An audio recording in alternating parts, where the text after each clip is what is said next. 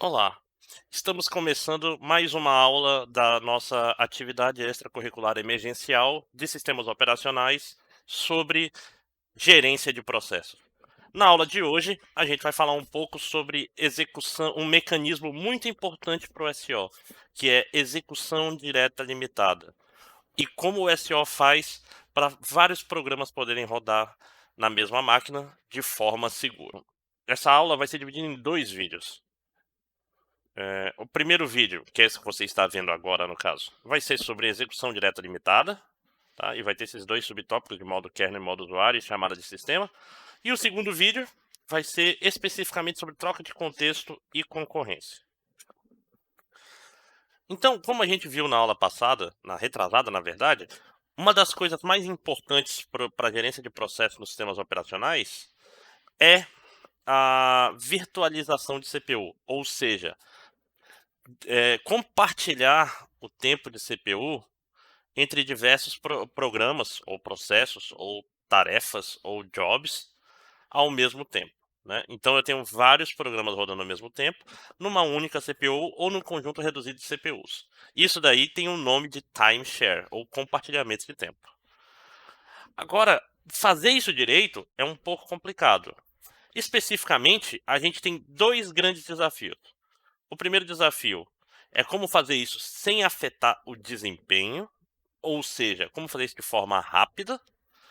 E outro é como fazer isso de forma segura, como manter o controle do sistema operacional enquanto se faz isso. E essas duas dimensões são muito importantes na hora de se fazer sistemas operacionais. Um sistema operacional com desempenho fraco, ele acabaria por gastando os recursos que ele está querendo compartilhar, né? Um sistema operacional pesado, ele acabaria fazendo isso. Em contrapartida, um sistema operacional que é rápido, mas não tem nenhum controle, ou seja, não tem checagem de nada, ele vai ser rápido, mas ele vai ser muito vulnerável a ataques e bugs, né? Como eram os sistemas operacionais Windows, principalmente antigamente, né? Eram sistemas que prezavam um pouco mais pelo desempenho, mas acabavam pagando nisso sendo inseguros e dando origem a vírus, por exemplo. Então, vamos começar falando especificamente sobre o mecanismo de execução direta limitada. Então, na execução direta limitada, ela tem esse nome vamos quebrar isso. Primeiro, execução direta. O que é execução direta? Execução direta, nesse contexto, significa que o programa ou o processo roda diretamente na CPU. Ou seja, quando seu programa está rodando, ele de fato, os registradores que estão na CPU são os registradores do seu programa. Não tem SO lá dentro, tá? Então, como é que funciona, por exemplo, para rodar um programa em execução direta? O SO, você vai lá no seu terminal, digita lá ponto contra barra a.out, porque você foi preguiçoso e não compilou direito seu programa. Compile seus programas com traço O, por favor. Não seja dessas pessoas que não faz isso. Então, ó, quando você digita seu a.out e dá enter, o SO faz o quê? Ele vai criar na memória uma struct para o seu processo, alocar um espaço de memória para subir o código, alocar um espaço de memória para subir as variáveis globais, que fica antes do heap, alocar a pilha de execução, né? Ou seja, vai carregar o argc e o argv lá, limpar os registradores da CPU. Por quê? Porque enquanto o SO está fazendo isso, o SO é um programa que está rodando na CPU. Então, ele está lá na CPU, ele está sendo rodado. O program counter, ele está apontando para uma linha, para um endereço do SO. Os registradores que estão na CPU são os registradores do SO. E você não quer que esses registradores com dados do SO fiquem disponíveis para outro programa. Então você limpa todos os registradores. E a última coisa que o SO faz é fazer um jump, né? Fazer um salto da linha atual para a primeira linha, ou seja, para o endereço inicial da primeira instrução da main do seu programa, tá? Então, até esse salto é o SO que está rodando. No último momento, o SO falou que agora eu vou parar de rodar e você vai começar a rodar instruções do programa. A partir do momento que esse salto acontece, o SO não está mais na CPU, porque não tem mais registradores e não é ele que está rodando. O SO para de rodar. E quem começa a rodar é o seu programa. Tá? Então, a partir do momento que você faz esse salto para o primeiro endereço da primeira instrução da main do programa, é o programa que começa a rodar. E ele está rodando. E ele vai começar a rodar suas instruções, ou até que ele termine, ou até que o SO decida que é hora de sair, ou até que ele faça uma chamada de sistema ou alguma outra coisa que bloqueie ele, certo? Quando esse programa for terminar, o SO volta, ou seja, tem que pular de volta para o SO, para ele liberar todas essas memórias que ele criou, por exemplo, struct de processo, memória, o executável, tudo isso tem que voltar, tem que ser liberado para os outros programas, certo? Falei bastante, mas ainda assim parece simples, né? É só, tipo, preparar para rodar o programa. Então, parece tranquilo a execução direta, né? Só que tem alguns problemas, que são justamente o foco da aula de hoje. Primeiro, como garantir que o processo não vai fazer nada de errado? E o que eu quero dizer com fazer alguma coisa errada? Ler um arquivo que ele não tem permissão. Ler memória que ele não devia. Modificar memória que não pertence a esse processo. Pense em um programa que tem aquela caixa de texto onde você digita senha. De modo simplório, essa senha está na memória, é uma string, né? É um vetor na memória que contém a sua senha. Se um programa terceiro conseguir ler o Chrome, conseguir ler a memória do Chrome, por exemplo, teoricamente, ele consegue ler o que está naquela caixa de texto, porque é um vetor. Então, se eu consigo ler toda a memória do Chrome, eu consigo ler aquele vetor. E eu posso ler uma senha que está sendo digitada, ou seja, eu tenho uma vulnerabilidade do Chrome que pode pegar a sua senha. Óbvio que tem outros mecanismos de segurança, mas isso é a grosso modo que eu estou falando. Então pensem que é muito perigoso que um programa leia a memória do outro. Fora o fato que, mesmo sem querer, pensa se cada vez que você errou um for, esse for podia estar mexendo na memória de outro programa.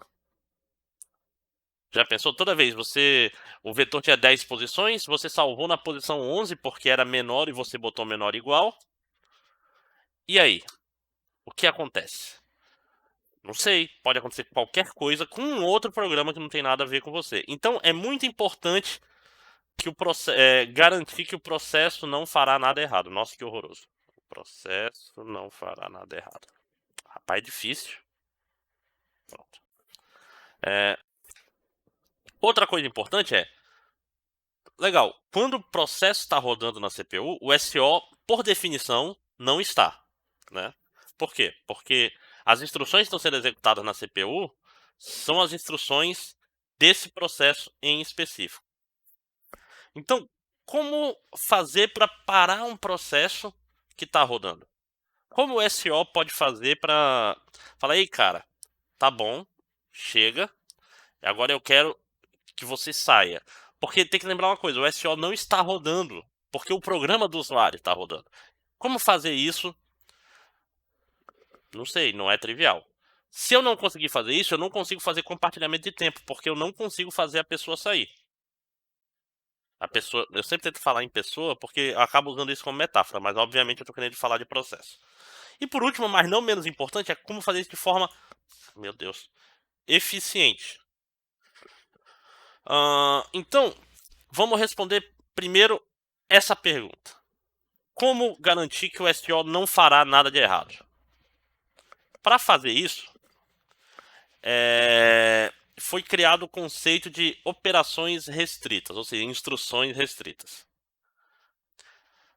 Por que se decidiu implementar esses sistemas com execução direta? Por uma coisa bem simples, ela é super rápida. O teu programa está rodando diretamente na CPU. Não tem um intermediário. No Java, o seu programa é virtualizado. O seu programa é um bytecode que roda em cima da JVM e a JVM sim que está rodando na CPU. Por mais que Java seja otimizado, esse espaço, esse intermediário acaba gerando um pouco de overhead, ou seja, um pouco de gasto extra de tempo. A execução direta é o jeito mais rápido de fazer as coisas, porque o programa está rodando diretamente com acesso à CPU, sem nenhum intermediário. A questão é, tá, se ele está rodando diretamente, como impedir que ele faça uma instrução restrita? Uma entrada, saída, acesso à memória e etc. Uma coisa interessante, nos SOs, principalmente nos SOs de computadores pessoais, fora Linux, a solução era muito simples. A solução era problema dele. Né? Tipo, se o programa faz besteira, a culpa é do usuário que rodou um programa que faz besteira. Quando eu era um jovem, fazendo curso técnico, eu fiz curso técnico de programação na Matias Maclini não faz tanto tempo assim, tá? Não sou nem de longe dos professores mais antigos do UComp, tá? Não sei porque que eu tô falando isso em vídeo, né? Porque podem usar, os mais antigos aí podem usar contra mim em algum momento. Mas quando eu era jovem, a gente programava para um sistema operacional chamado DOS, ou DOS. Eu gosto de pensar que todos vocês já ouviram falar em DOS, mas eu estou obviamente me enganando, porque acho que praticamente todos vocês nasceram já, sei lá, no final dos anos 90. E no final dos anos 90, a partir de 95, a Microsoft já tinha o Windows 95, obviamente. Então o DOS já era coisa antiga.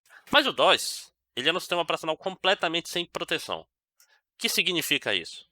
Significa que, meu irmão, você pode pegar um ponteiro e botar em qualquer lugar da memória e imprimir o que tem lá. Ou modificar o que tem lá. Então, não existia o segmentation fault, por exemplo, do jeito que a gente vê no Linux ou no Windows moderno, né? No Windows moderno não é segmentation fault. No Windows moderno, esse programa fez uma operação ilegal e será fechado. Na época do DOS, mesmo o DOS 6, que já era multiprocessado, não tinha multiprogramado, não tinha esse conceito de proteção. Então um programa podia mexer na memória do outro. Era normal você errar, fazer acessos ilegais à memória, e o teu programa continuar. E se tu fizer muito errado, tu pode mudar, vazar a memória em cima do SO. Aí trava a máquina. Essa é uma estratégia? É uma estratégia. É uma estratégia boa? Não, né? Por quê? Porque depende da qualidade do programador. E depender da qualidade do programador é um erro por definição. Antes, você tentava fazer esse tipo de proteção via software. Mas qualquer coisa que você faz via software, ela tem seus custos, que vai ser ifs novos, ou seja, vai ter instruções novas sendo feitas para tentar mitigar esse problema. Então, uma coisa que vai ser uma constante nessa disciplina vai ser que sempre que aparecer um problema complicado, a solução vai ser fazer hardware novo. Então, a saída que acharam para proteção em execução direta foi criar via hardware modos de execução. Certo? Então, o próprio hardware, a CPU, ela vai ter diversos níveis diferentes de execução. Tá?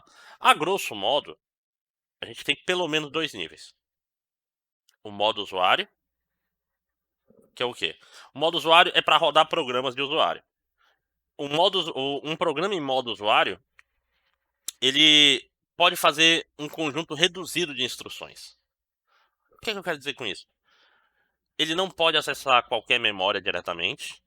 Ele não pode acessar depois, quando a gente vê na AE de memória, a próxima, a gente vai ver que o SO tem controles para não ter acesso à memória.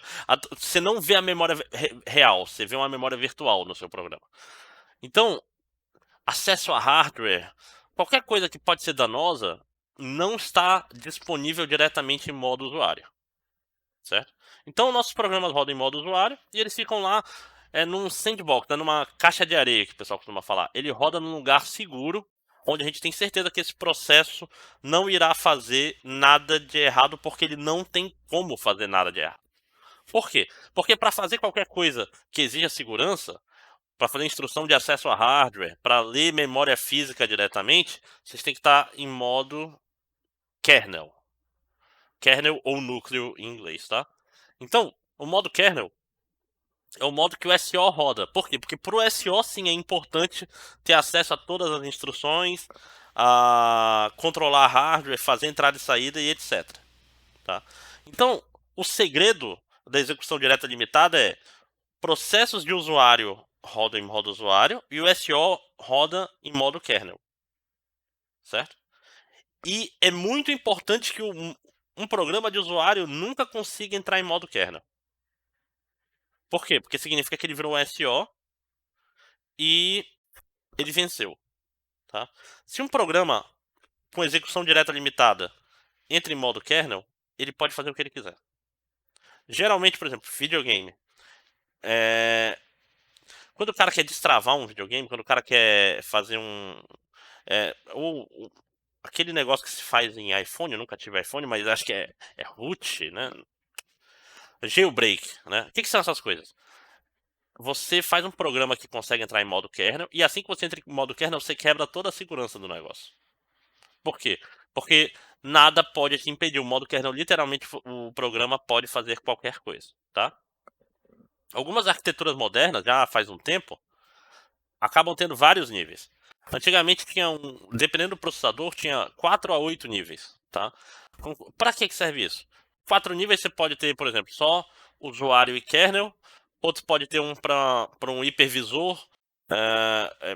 Em cima do hipervisor você vai ter a máquina virtual, em cima da máquina virtual você vai ter o do usuário e assim por diante. Você tem, você pode ter, por exemplo, máquinas fazendo parte de um cluster e dependendo da configuração você vai precisar de mais níveis, tá? Tá aí, tudo bem? Agora vem a pergunta, ok, tudo bem, o usuário roda em modo usuário, o kernel roda em modo kernel, o SO roda em modo kernel. Mas como um programa de usuário vai fazer, por exemplo, para ler um dado do HD ou para alocar memória? Aí entra uma outra parte importante, que são as chamadas de sistema, né? A grosso modo, as chamadas de sistema são como a API, né? Ou seja, a interface do SO. Ela serve para que os processos possam fazer essas instruções restritas. Então, o processo de usuário não pode acessar diretamente memória, alocar memória nova, ou ler um disco, ou mostrar algo na tela. Na tela tem até como ler. Já pensou se um processo qualquer pode ler o que está entrando e saindo pela sua placa de rede? Ia ser complicado. Então, se eu quero me comunicar pela rede, eu não faço. O meu programa não vai se ligar diretamente à placa de rede. Ele vai fazer uma chamada de sistema que o SO vai. Opa, legal, cara. Essa é a informação que você quer mandar para a placa de rede? Show. Aí o SO sim que vai fazer essa comunicação em modo kernel, né? Porque para acessar o hardware do da placa de rede é necessário que esteja em modo kernel, tá? Então, o SO, sei lá, no começo o Unix tinha lá umas 20 chamadas de sistema, hoje em dia tem centenas, tá? Tem chamada de sistema para tudo. Abrir, fechar, escrever, ler, esperar, matar, tudo isso. Na aula passada de laboratório a gente viu algumas chamadas de sistema, inclusive, né? Essas chamadas de sistema que são necessárias para acessar hardware ou para entrar em modo kernel, elas são chamadas de instruções trap, instruções de armadilha, né? O que é uma instrução trap? É basicamente uma instrução que faz o programa sair o programa do usuário, entrar o SO e mudar de modo do modo usuário para o modo kernel, certo? Então, toda vez que tem uma chamada de sistema que precisa entrar no modo kernel, no meio dessa chamada vai ter um trap, vai ter uma armadilha que o programa do usuário para, ele é congelado e o kernel entra para fazer a chamada, certo? No final, vem uma instrução de retorno do trap que vai pegar esse congelado e vai botar de volta no processador já com as atualizações. Então, por exemplo, se o cara tentou, eu quero ler o que está vindo da placa de rede. congelo todos os registradores desse processo, faço uma chamada trap, que vai entrar o SO. O SO vai fazer a comunicação necessária lá com a placa de rede, não sei o quê, e quando voltar, o resultado dessa comunicação, vamos dizer, o dado que está querendo ser lido, é salvo, e eu pego esses registradores que foram congelados e trago de volta na CPU, volto para o modo usuário, e tudo continua como se nada tivesse acontecido. Esse é o segredo, esse é sempre o jeito de fazer as coisas em sistemas operacionais. Então, o que significa trap? Trap na prática vai ser trocar o programa que está sendo executado. Ou seja, sai do programa do usuário e entra o SO. Junto com isso vem uma mudança de modo. Então, por exemplo, isso vai variar de acordo com a arquitetura do hardware, tá? O trap é implementado em hardware porque ele faz parte dos modos de segurança do processador. Então, em arquitetura x86, que é a que a Intel usava, né? Agora é x64, mas ainda vai ter muita similaridade. Cada processo vai ter uma pilha de kernel que toda vez que ele for fazer um trap, ele, opa, vou botar nessa pilha aqui e chama SO, vem cá, resolve essa para mim. E quando o trap terminar, o SO já sabe que, ó, eu tenho que voltar os registradores para os que estão nessa pilha, tá? Então, a grosso modo, o que é um trap? É uma preparação e um jump, né? Ou um go-to, um salto para um endereço específico do kernel, certo? Então, pensem, o que é um programa? Um programa é uma sequência de instruções. O SO também é uma sequência de instruções. Quando o teu programa está rodando, o SO está na memória e o teu programa está na memória. Então, vamos dizer aqui. Aqui está a memória horrorosa. Gente, eu tenho que comprar um tablet. Não vai ficar muito mais bonito. Mas pior que tá, eu acho que não fica. Se bem que o Tiririca falou isso e olha no que deu, né? Tá, SO. Quase bom. E aqui tá o teu programinha. Eu até errei porque o SO tinha que estar aqui em cima. Tudo isso é SO. Tá. O SO geralmente fica nas primeiras posições de memória por padrão. Pelo menos o comecinho dele. E aqui tá o teu programa. Um P. Gente. Então o teu programa tá aqui rodando. O que é isso aqui? Isso aqui é a memória. E esse aqui são os pedaços da memória onde tá o teu programa. Aqui tem um trap. Esse trap, basicamente, o que ele vai fazer? Ele vai dar um jump e vai rodar. É tipo como se ele fizesse uma chamada de função para uma função específica do SO. Então, o SO vai fazer o que ele fizer e no return from trap, ou seja, quando o SO, beleza, fiz o que eu tinha que fazer aqui, agora volta lá para a mesma linha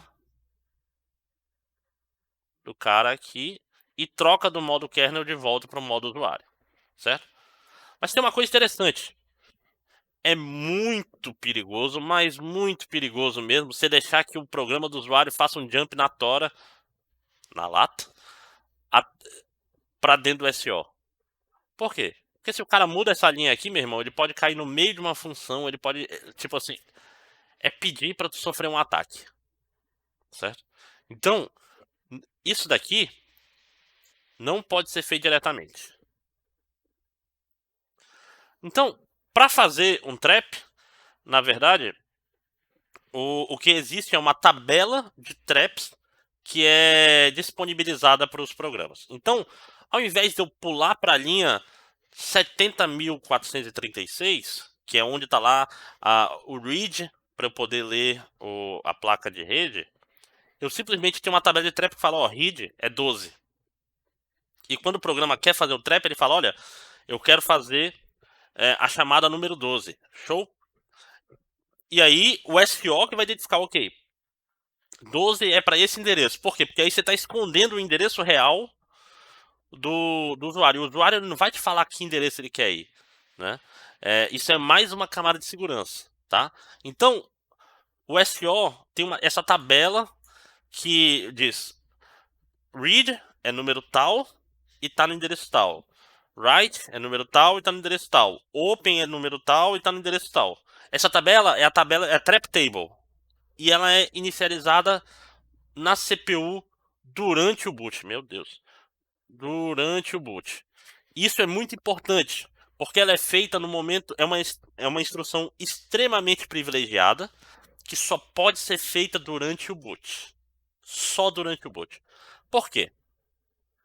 Porque na prática é mais uma camada de segurança. Quando o SO está partindo, esse é o único momento que você pode mexer nessa tabela. Se você quiser botar uma chamada de sistema nova, você tem que instalar e reiniciar o sistema. Tá? Então, a gente não quer que a tabela de trap seja modificável depois do boot, porque senão ela seria uma vulnerabilidade. Né?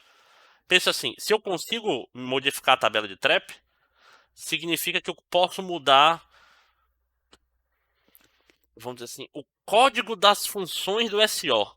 Então eu posso falar, quando você der um read, ao invés de você ir para esse endereço do SO, venha para esse outro endereço aqui, que é meu.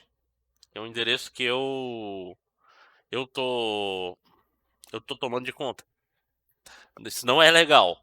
De forma, você não quer que código arbitrário rode em modo kernel. Então, é completa. Inclusive, se você consegue modificar a tabela de trap, se você acha uma vulnerabilidade que você modifica, você venceu. Você faz, olha, o próximo open que acontecer, você roda esse código aqui em vez de rodar o código SO. Acabou. Abriu um arquivo, pronto, você dominou.